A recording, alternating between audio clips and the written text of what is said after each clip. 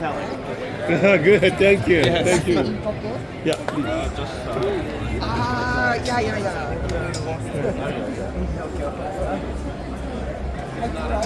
Right over here on side.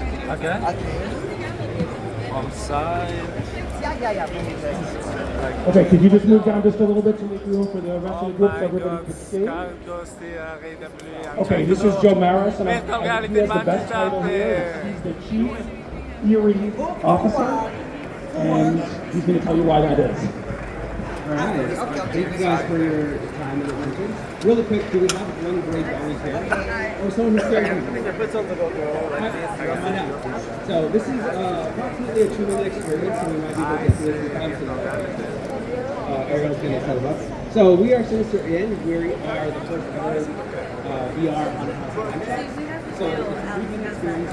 We did a lot of we did a lot of research. We went to Scary Farm, a bunch of horror places to see how long does this usually take. Some like animation and things like that. I don't think it's been since 2017.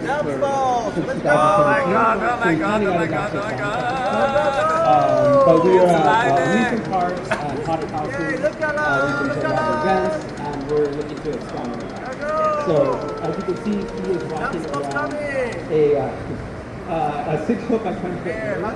So basically, if you can park along that truss in your driveway, so we built it intentionally to be very small, but also have a very high throughput. So we have an online version where you can see other people go through it and you can see their avatar.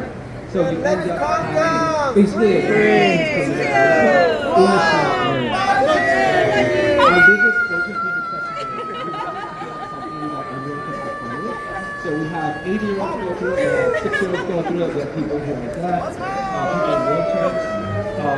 There's no controllers, there's no puzzles to solve. Basically, if you can walk and scream, you're going to have a lot of fun. So we were built for...